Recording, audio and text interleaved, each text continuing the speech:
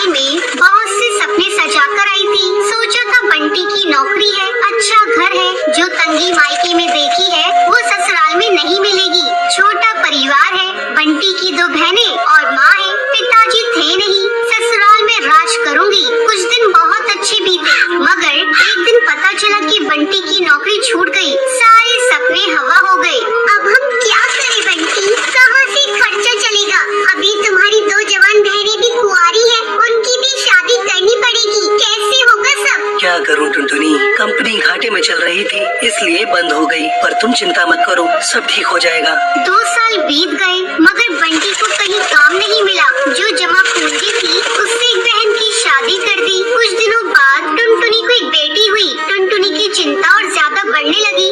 बंटी, अब हमारी बेटी हो गई है, अपनी इच्छाएं तो मैं मार भी लूं, पर बच्चे की जरूरतें वो तो पूरी करनी ही पड़ेगी ना। जानता हूँ, कोशिश कर तो रहा हूँ। और 1 साल बाद टुनटुनी ने एक और बेटी को जन्म दिया। बंटी की माँ बोली, बंटी, तेरी एक बहन की शादी तो हो गई, मगर बेटा अभी दूसरी भी है, उसका क्या होगा? माँ, ये घोंसला बेच देते हैं, कुछ दिन किराए पर रह लेंगे। मैं क्या करूँ, दिन रात कोशिश में लगा रहता हूँ, पर कहीं काम मिल ही नहीं रहा। बंटी, बहनों के लिए अब मकान बेच रही हो, हमारी भी 2 बेटियां हो गई हैं, उनके लिए क्या बेचोगे? टुनटुनी, मैं पढ़ा लिखा हूँ, तुम क्या सोचती हो कि मैं अब ठेला लगाऊंगा? ये मुझसे नहीं होगा। टुनटुनी रोने लगी और बोली,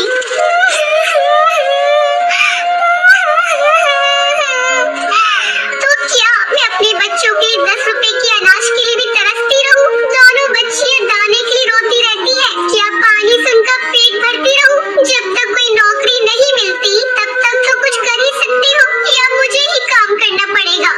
नहीं, हमारे घर की बहू बेटी बाहर काम नहीं करती।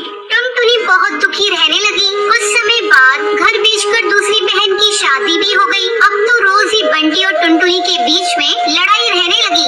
एक दिन बेरोजगारी से तंग आकर बंटी ने आत्महत्या कर ली। टुनटुनी के सारे सपने टूट गए।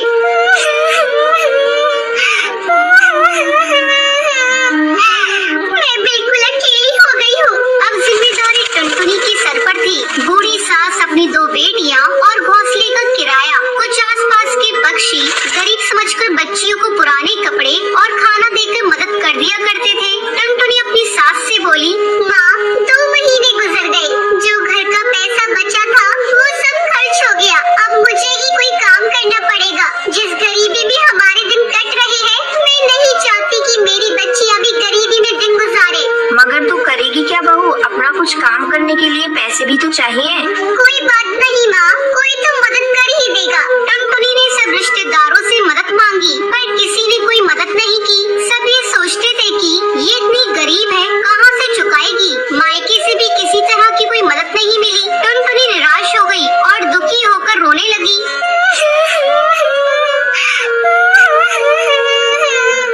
मैं अपने बच्चों को भूखा नहीं मरने दूंगी, कुछ ना कुछ करूंगी, पर इतने पैसों में क्या काम करूं?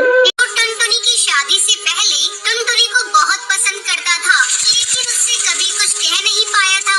अरे टुनटुनी, कैसे हो तुम? और यहाँ कैसे? और ये क्या हाल बना रखा है तुमने अपना? बोलू, मैं ठीक हूँ, यहाँ पास में ही मैं किराए पर रहती हूँ। मगर पति तो नौकरी करते थे, फिर किराए पर कैसे?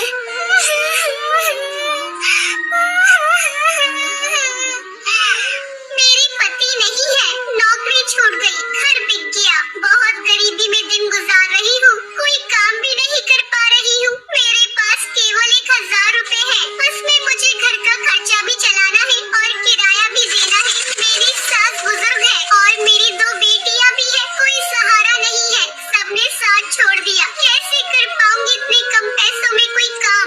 इतनी चिंता मत करो टुनटुनी, तुम चलो मेरे साथ।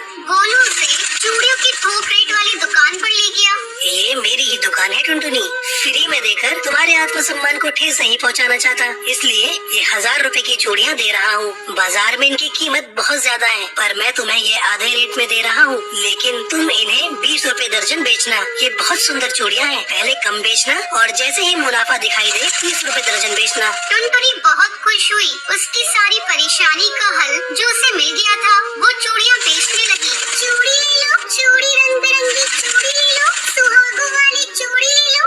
वो डाल डाल जाकर चूड़ियाँ बेचती और बीच बीच में आकर अपनी बेटियों को भी देख लेती। आस